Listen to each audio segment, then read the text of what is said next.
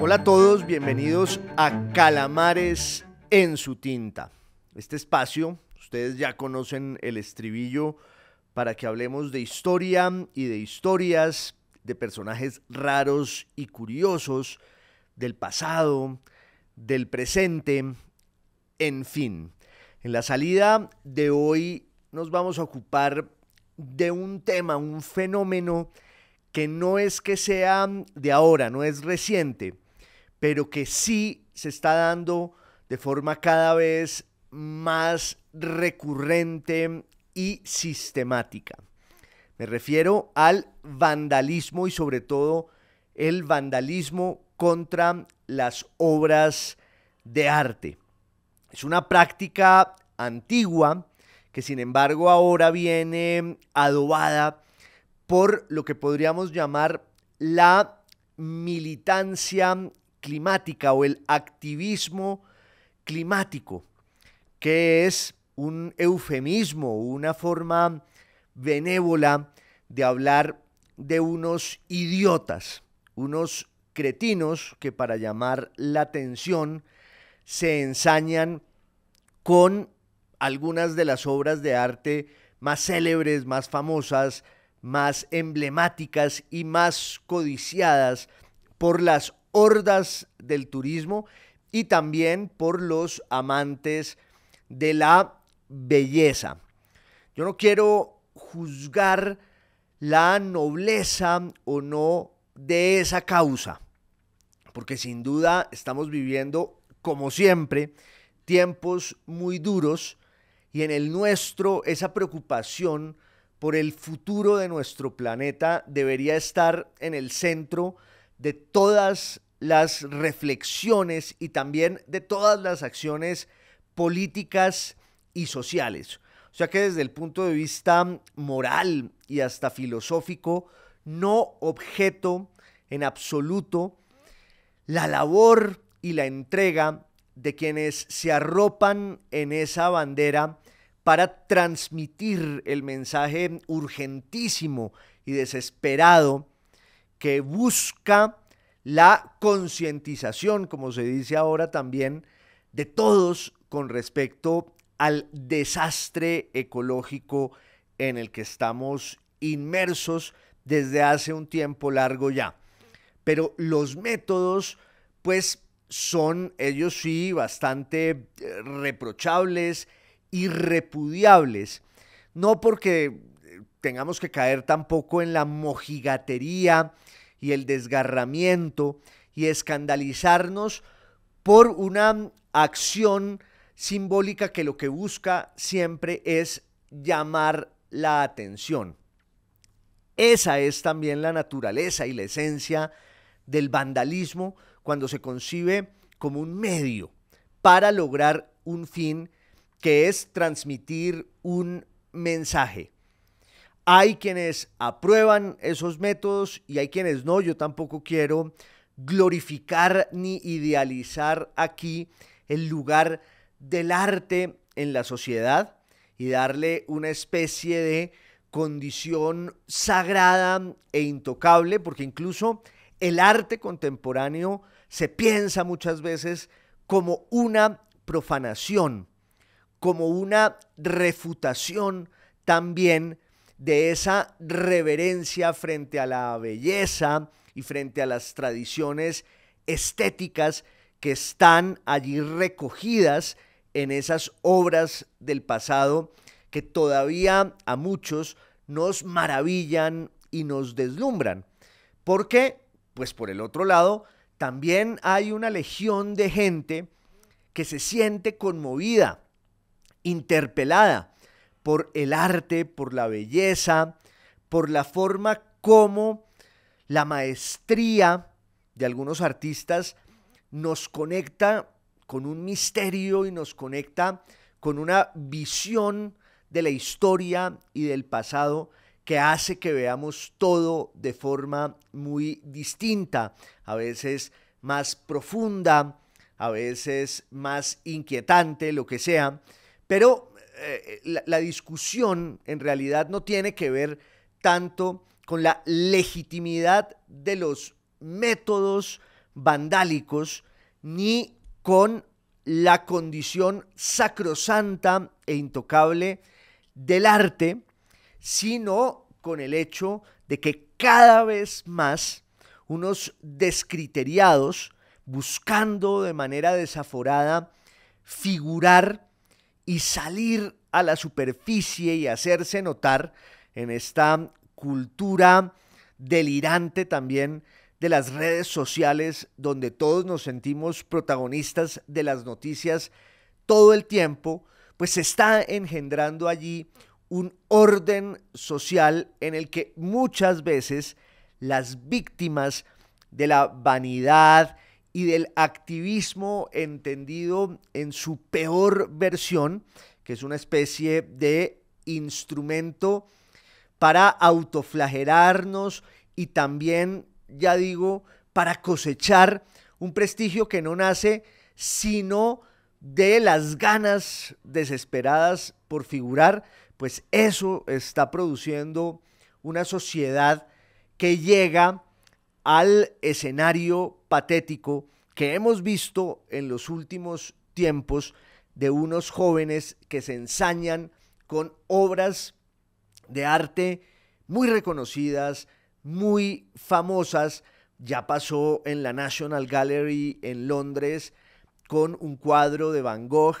pasó en el Museo del Prado en Madrid con las dos majas de Don Francisco de Goya y Lucientes, y acaba de ocurrir un momento estremecedor que lo vimos todos en vivo y en directo, porque además esa es otra de las características de nuestra época, y es que todo queda grabado y parecería como si todo ocurriera para ser grabado y transmitido en eso que los expertos llaman un live, mientras la gente se pega a las redes sociales para poder opinar mientras la historia va ocurriendo en tiempo real. Ese es uno de los rasgos de nuestra época, que tiene mucho de bueno, pero también mucho de malo, irreprochable. Hace unos días vimos pasmados la escena, el momento en el que dos muchachos, una joven de 21 años y un joven de 20 años, en Londres, en la Galería Nacional,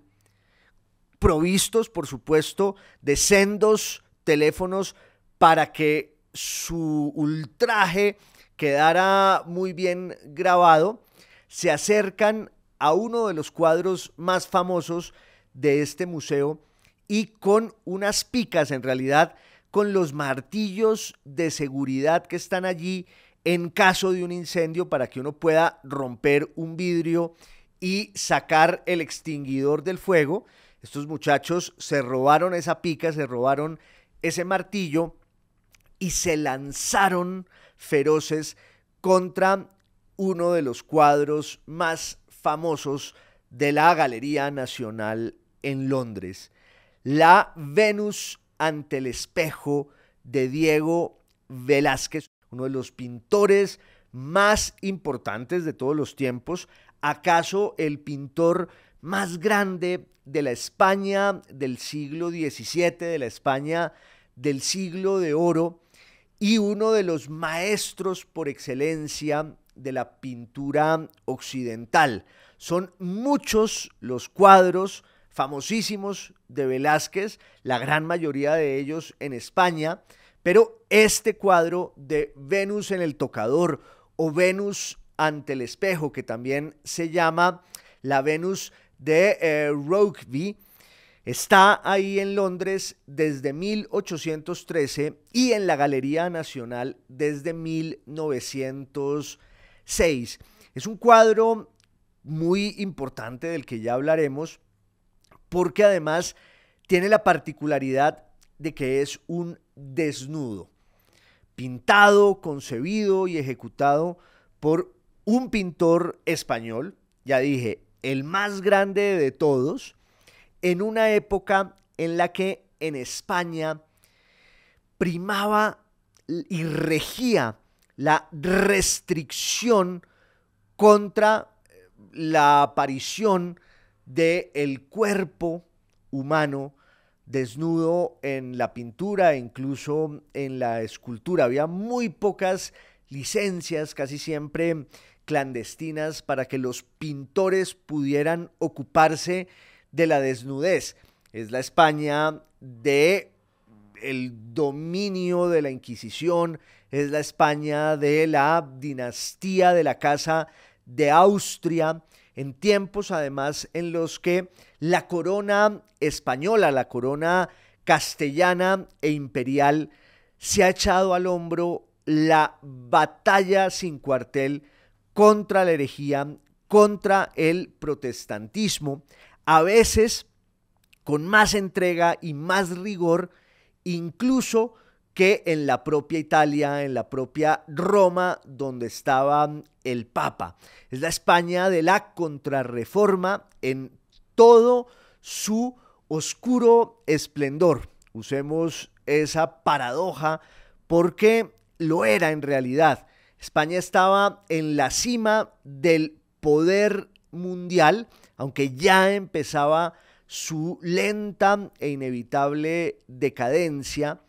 y hubo una sucesión de reyes que se entregaron con el alma a defender y a reivindicar la causa del catolicismo contra todas las formas de la herejía. En el caso español, además, estaba el antecedente de la presencia de los judíos, de la presencia de los musulmanes. Hacía muy poco, en el siglo XVII, a principios del siglo XVII, el rey Felipe III había expulsado a los moriscos,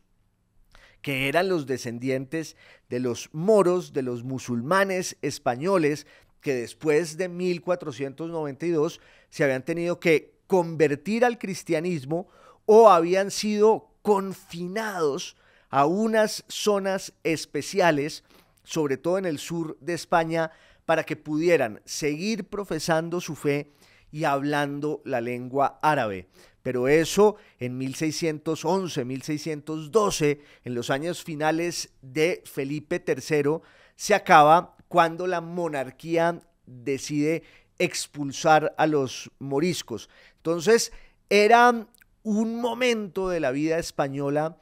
en el que la obsesión ultramontana del catolicismo y de la contrarreforma lo atravesaba todo, en especial el arte, que era también una de las expresiones mayores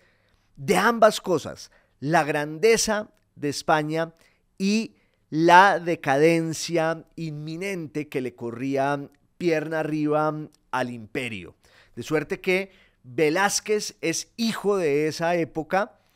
y sin embargo termina pintando este cuadro enigmático que por supuesto se ocupa de una de las figuras mayores de la mitología clásica, una especie de lugar común que encarna la idea de la belleza y del amor, que es la figura de Venus o de Afrodita, que siempre estuvo presente allí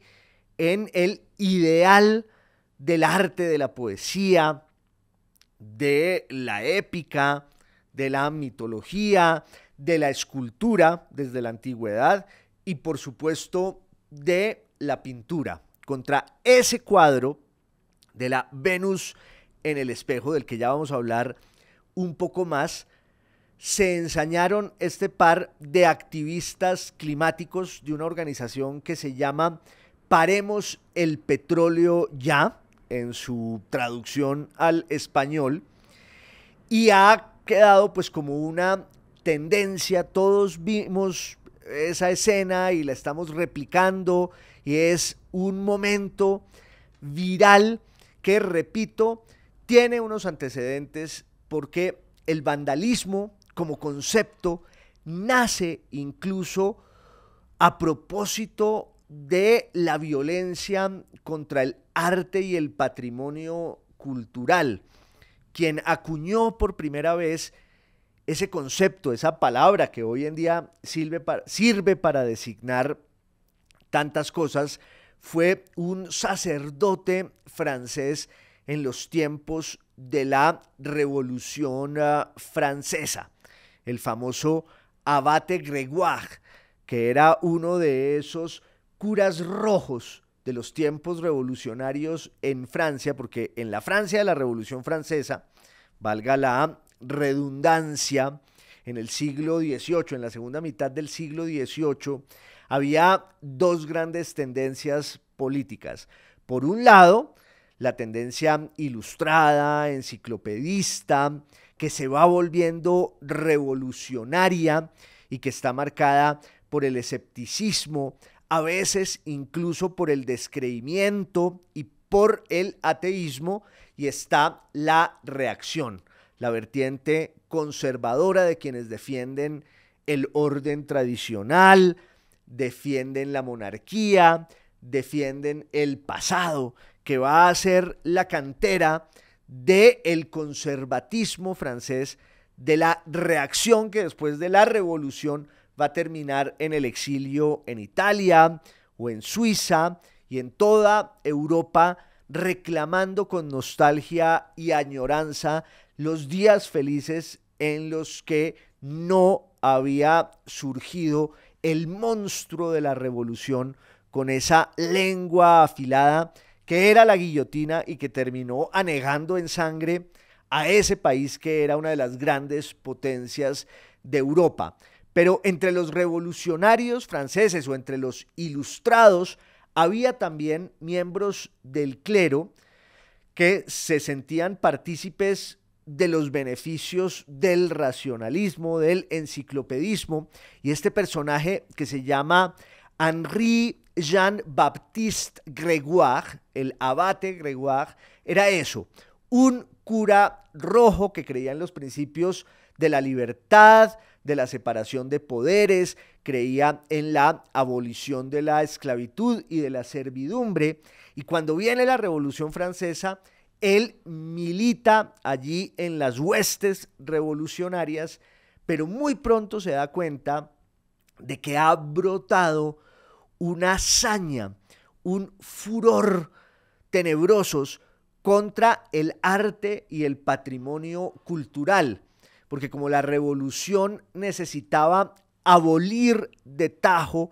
el pasado, uno de los símbolos mayores de esa idea estaba en las obras de arte que estaban refugiadas en los templos religiosos católicos, de suerte que el ensañamiento contra el catolicismo y contra la religión hizo que la Revolución Francesa entrara a saco y arrasara con obras de arte muy valiosas, hasta que el abate Gregoire,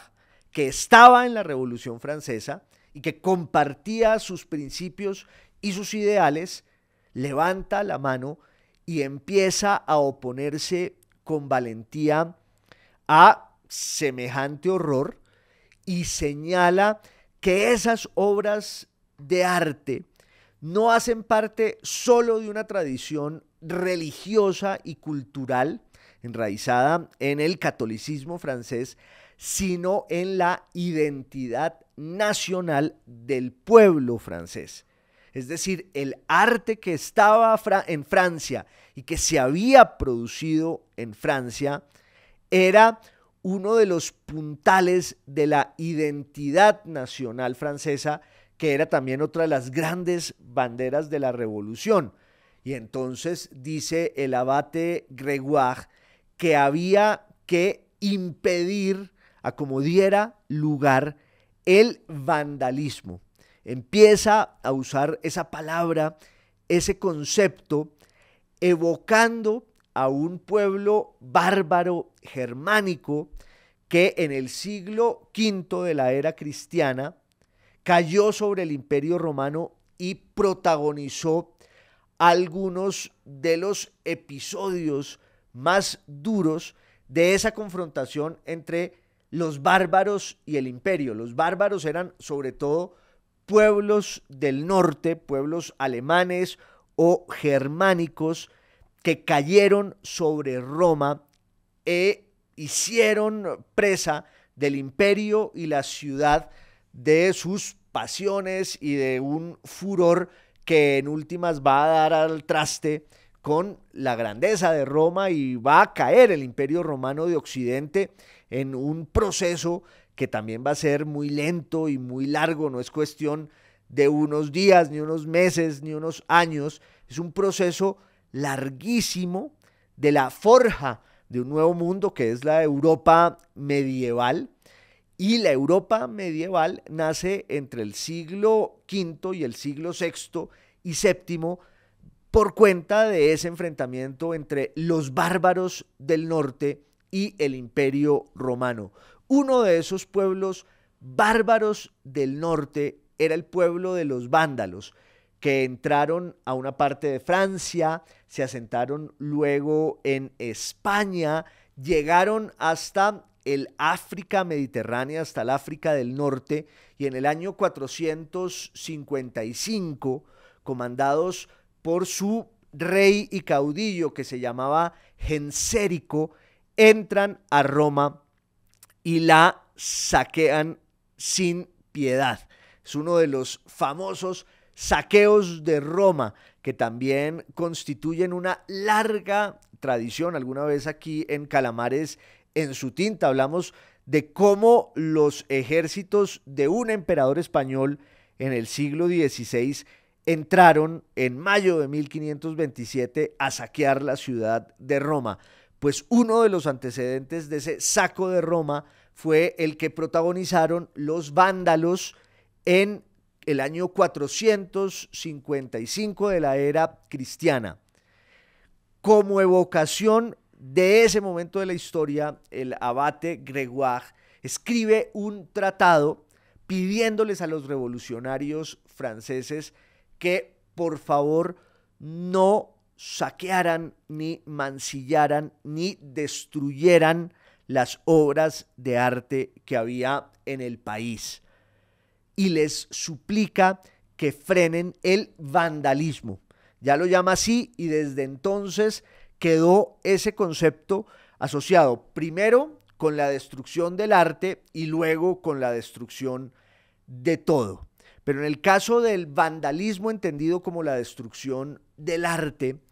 existe por supuesto un mensaje detrás. Hay siempre un propósito político, filosófico, moral, por despreciable y deleznable que nos parezca, en el cual quienes incurren en esas acciones vandálicas lo que quieren es llamar la atención y de alguna manera vincular su nombre, a veces o por lo general insignificante, con la gloria y la grandeza y todo lo que simbolizan esas piezas emblemáticas que en cambio sí encarnan y encierran pues todos los valores de una identidad o de una tradición. De suerte que en este nuevo brote de vandalismo contra el arte estamos asistiendo al intento de unos activistas climáticos que están guiados por la causa noble de la reivindicación de su bandera, que es la de la conciencia con respecto a los desastres ecológicos de nuestro planeta, y el hecho de que estén enfilando sus baterías contra unos tesoros del arte y la cultura que son irreemplazables, que son únicos y que, claro, ellos están usando para refugiarse allí y volverse célebres y que sus acciones cobren la consagración de nuestra época, que es la viralidad y el interés e incluso el desprecio de todos nosotros. Ahora, en el caso de la Venus ante el espejo de la National Gallery en Londres, pues también es un cuadro que de alguna manera tiene una historia dentro del vandalismo contra el arte. También es un símbolo de esa vieja puja, esa vieja pugna entre la preservación de la belleza y del pasado y la perpetuidad del arte como una de las grandes conquistas de lo humano, y quienes quieren ensañarse contra todos los valores que están recogidos allí, unos muy positivos y muy buenos, otros que para muchos serán, ya dije, despreciables, pero en esa historia del vandalismo, la Venus de Velázquez tiene también una tradición, un pasado, una trayectoria que vale la pena recapitular y que incluye, por supuesto, la biografía de su creador, de la que ya hablamos un poco, pero sobre la que vale la pena quizás volver un poco más para ahondar en ella. Velázquez nace en el año final del siglo XVI en Sevilla, en 1599, y desde muy niño se revela como un talento descomunal para la pintura, que es un arte en el cual él se va forjando con la admiración por los maestros, los antiguos, pero también algunos de sus contemporáneos o maestros recientes, como Caravaggio, que era uno de los dioses tutelares de Velázquez. Velázquez se forma en el taller de Francisco Pacheco allí en Sevilla, con el cual, entre otras, va a terminar emparentando porque se va a casar con su hija, de suerte que el discípulo se vuelve muy pronto el yerno de este maestro de pintores en Sevilla, que reconoce al romper rapidísimo que Diego de Velázquez tiene un talento sin igual y lo insta a que vaya a Madrid, donde estaba la corte de los Austria, una corte que oscilaba entre Madrid y Valladolid, pero Velázquez llega a los 21, 22 años a Madrid y se incorpora muy rápido a la vida cortesana. Ya se ha dado el tránsito entre la monarquía de Felipe, o el reinado, no digamos la monarquía, porque siempre la monarquía queda ahí como una institución perpetua y arquetípica, pero está el reinado de Felipe III, que es quien expulsa a los moriscos, y cuando muere, el poder lo hereda su hijo, que va a ser Felipe IV, un rey longevo y que va a atravesar buena parte del siglo XVII, que fue un siglo definitorio de la grandeza y también de la decadencia y el ocaso del Imperio Español. Duró mucho en el trono Felipe IV y tiene una primera etapa llena de auspicios y de magníficas posibilidades, pero luego la guerra se lo va tragando, el empobrecimiento de la sociedad española y la debacle administrativa, burocrática y militar del imperio, tanto en Europa como en América, al final hace que la monarquía de Felipe IV sea el símbolo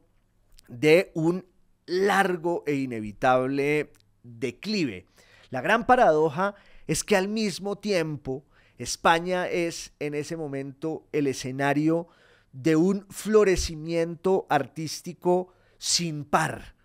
en la pintura, en la poesía, en el teatro, incluso en la novela. En tiempos de Felipe III se ha publicado el primer tomo, la primera parte del Quijote, y es la España del siglo de oro, con grandes poetas como Quevedo y como Góngora, y con pintores como Velázquez, que entra allí a la corte de Felipe IV y que muy rápido se vuelve el pintor oficial de la corte y también el curador de la colección real de pinturas y esculturas, que era quizás el tesoro estético más grande de Europa y que todavía está desperdigado en los museos no solo de España, sino del mundo entero. Velázquez viaja a Italia, que era el lugar al que iban todos los pintores para terminar su formación, su educación sentimental, al calor de las obras maestras del Renacimiento y también ya en ese momento del Barroco temprano, pero todo pintor que se respetara en la Europa del siglo XVI y del siglo XVII tenía que ir a Italia y a Roma y tenía que encontrarse de viva voz, podríamos decirlo, con las esculturas de Miguel Ángel, con la pintura de Rafael, con los bocetos de Leonardo da Vinci, con ese esplendor del arte italiano desde el siglo XIV y para siempre. Velázquez fue 2 veces a Italia, una a finales de los años 30 del siglo XVII o tal vez a finales de los años 20, pero sin duda estuvo tal vez en 1629, si mi memoria no me falla, aunque podría ser a finales de los 30, no, creo que sí es a finales de los 20,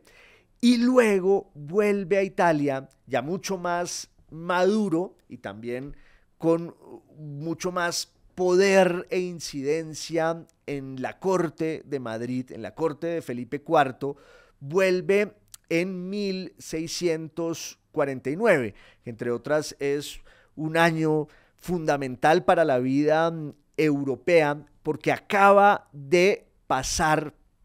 la guerra de los 30 años y se ha firmado la paz de Westfalia y se han redefinido muchas de las fronteras políticas y religiosas de la Europa del siglo XVII, que también es un momento en general de gran florecimiento cultural e intelectual, pero en ese tramo final de la Guerra de los 30 años se oficializa también y se consagra la disolución del poder español, sobre todo en Europa. España sigue teniendo su imperio de ultramar, pero el poder que había tenido como fiel de la balanza en Europa se acaba en la Guerra de los 30 años y ese lugar lo van a ocupar otras potencias, sobre todo Francia, también un poco Inglaterra. Entonces, Velázquez va a Italia en 1649, es su segundo viaje,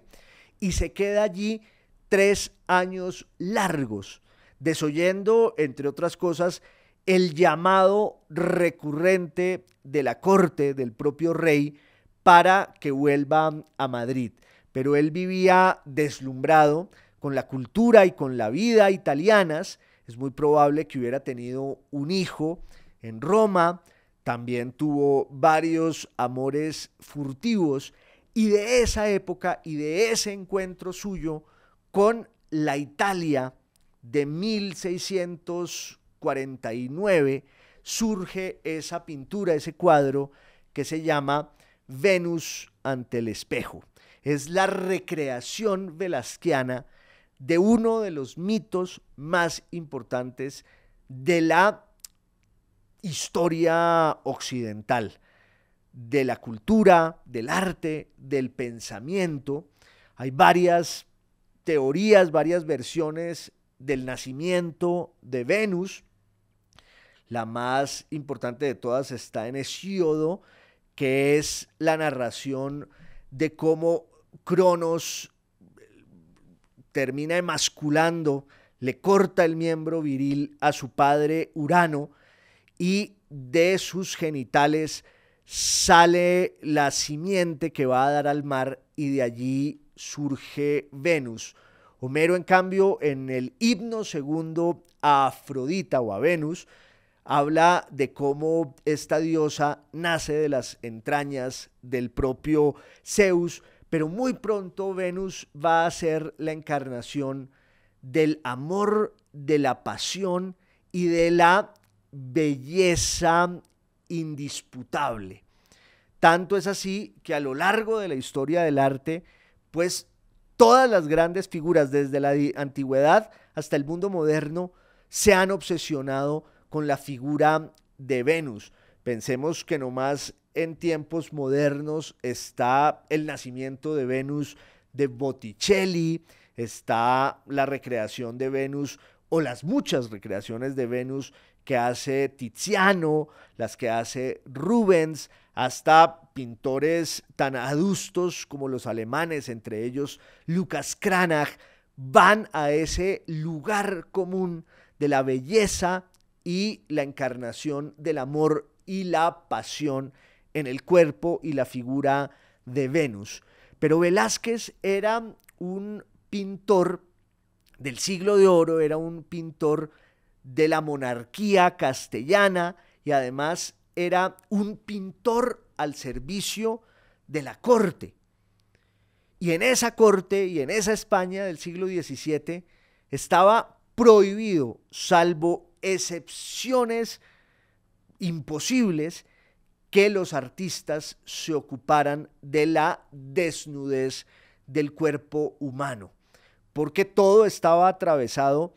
por un fervor místico y por ese espíritu apologético de la España de la Inquisición y la Contrarreforma, en la cual era fundamental reivindicar y defender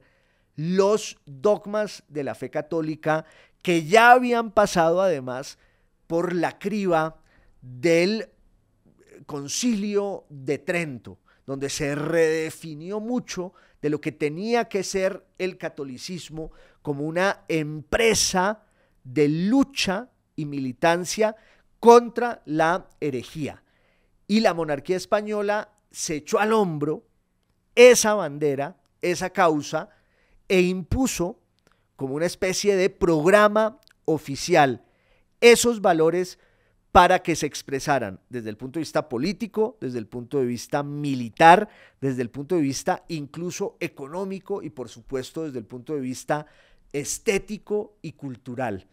Todos los creadores, todos los artistas de la España del siglo XVII estaban obligados a caminar por la cuerda floja de la vigilancia de la Iglesia, de la Inquisición y también de los esbirros del poder secular, de la monarquía, que no querían condenarse en el infierno. Entonces es muy raro que Velázquez terminara haciendo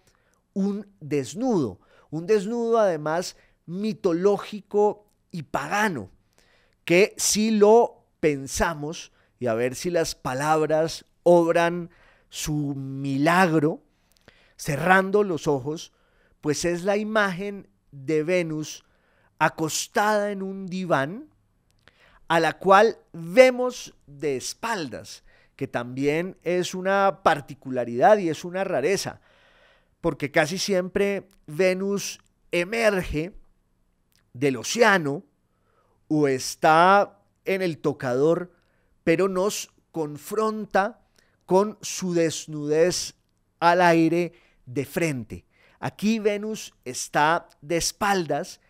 y nada nos señala su belleza divina, es más bien la humanización absoluta de su belleza y su figura, que sí conserva las formas con las cuales Velázquez nos va adentrando en un relato en el que ella está también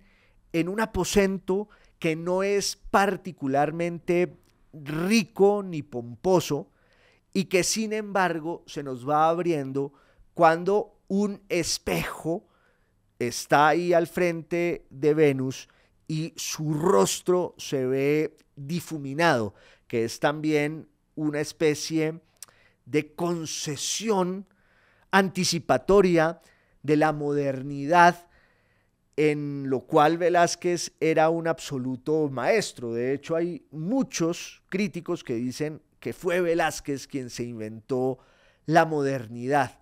Y no hay nada más moderno desde todo punto de vista que el espejo como un objeto filosófico, no solo como un objeto ornamental al servicio de nuestra figura y de nuestra vanidad. Espejos hubo siempre, desde la antigüedad, pero fue justo entre el siglo XVI y el siglo XVII cuando se perfeccionaron las técnicas para hacer espejos en Francia y en Italia, sobre todo en Venecia, con los cristales de Murano. De manera que empieza a aparecer allí ese objeto que ahora es mucho más fiel y mucho más riguroso con quienes se le enfrentan, y Velázquez se sirve del espejo como una metáfora para hablar de su sociedad y para hablar de todas las cuestiones que él quiere plantear en su obra, en sus pinturas. Ya sabemos que después, en el cuadro quizás más famoso de Velázquez, que es Las Meninas, hay un espejo en el que está la imagen de los reyes de España que ven al pintor tratando de concebir y componer la escena que está allí recreada en Las Meninas, que también es un juego con el espectador que se para ante el cuadro, porque si hay un espejo en ese cuadro, pues quienes nos paramos delante de él, nos vamos a ver reflejados en ese espejo que está contenido en una obra que a su turno es también un espejo. La otra invocación del espejo por parte de Velázquez es la del tocador de Venus, porque ella se mira y sin embargo su rostro, que era el más bello, que era perfecto, aparece allí difuminado. Y luego está Cupido, que es el símbolo de la divinidad, de la mitología y del mundo pagano que Velázquez, en el apogeo ultracatólico de la España del siglo XVII, recrea como el mejor. Ese cuadro se referencia por primera vez en 1651 en la posesión, en la propiedad de un personaje que se llama Gaspar de Haro, cuya hija se casa con Francisco Álvarez de Toledo, que es uno de los duques de Alba. Y el cuadro de la Venus ante el espejo va a estar en manos de los duques de Alba hasta principios del siglo XIX, cuando el rey Carlos IV, en 1802 tal vez, ordena que el cuadro pase a la posesión de su ministro, que es el famosísimo Manuel Godoy, y que era pues el hombre más poderoso de la España de principios del siglo XIX. Godoy se dio el lujo de tener en un mismo salón el cuadro de la Venus desnuda y ante el espejo de Velázquez y los dos cuadros de Goya de la maja desnuda y de la maja vestida. Pero cuando entran las fuerzas napoleónicas a España, ese cuadro va a ser secuestrado por los ingleses que estaban enfrentados contra los franceses ahí en España, y hay un comerciante de arte que logra urdir la intriga de que la Venus ante el espejo vaya a Inglaterra. Ahí la va a comprar un personaje que se llama John Morrit, que cuelga el cuadro arriba de su chimenea en su casa en el condado de York, en Rokeby. Por eso los ingleses le llaman a la Venus ante el espejo, la Venus en el tocador de Velázquez, la Venus de Rokeby. Ese cuadro va a entrar en la Galería Nacional en 1906, porque la familia que lo tenía pues decidió venderlo. Se vende por 40,000 libras esterlinas y hay toda una campaña nacional en la que hasta el rey de Inglaterra participa para que el cuadro se quede en Inglaterra, y en 1906 entra en la Galería Nacional. era una de las estrellas de ese que es uno de los mejores museos, una de las mejores pinacotecas de Europa. Y se hizo todavía más célebre cuando en 1914 una activista del voto para las mujeres, una especie de símbolo también de la lucha feminista, que se llama Mary Richardson, quien además de forma bastante paradójica y contradictoria en los años 30 va a ser una de las fundadoras del partido fascista en Inglaterra, de inspiración italiana y totalitaria, pero a principios del siglo XX, la gran lucha de las mujeres en el mundo entero, pero sobre todo en Inglaterra, que fue el epicentro de ese movimiento, era la causa del voto femenino, el voto para las mujeres. Y esta Mary Richardson protesta un día de marzo de 1914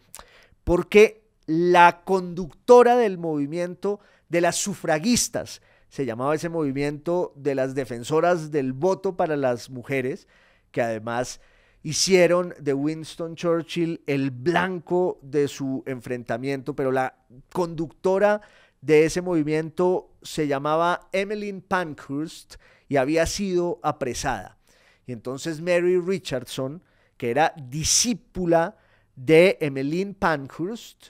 se va provista de una pica a la Galería Nacional, se queda parada frente a la Venus, desenfunda el martillo y se lanza contra el cuadro y le hace varias hendiduras. Cuando la confrontan y le preguntan por qué hizo lo que hizo, ella dice: porque el Estado está acabando con la vida de la mujer más importante de Inglaterra, que es Emmeline Pankhurst, y yo, en venganza y para hacer justicia, voy a acabar con la vida de la mujer más famosa de la historia, que es Venus. Por suerte, ese cuadro se restauró y ahí está colgado en una de las salas de la Galería Nacional. Y ahora, para continuar la saga, para continuar la historia, un par de activistas climáticos, insisto, ese es el eufemismo para hablar de unos idiotas, de unos imbéciles, de unos cretinos, con sendas picas se lanzaron a romper el vidrio que protege ese cuadro. Todavía no sabemos cuáles son las consecuencias reales de su acción, pero ya por lo menos el objetivo que tenían, que era el de la viralidad, se ha cumplido. Esperemos que esa viralidad sirva más para el escarnio y para que los que quieran atravesar ese camino del vandalismo entiendan que es mucho peor lo que logran haciendo lo que hacen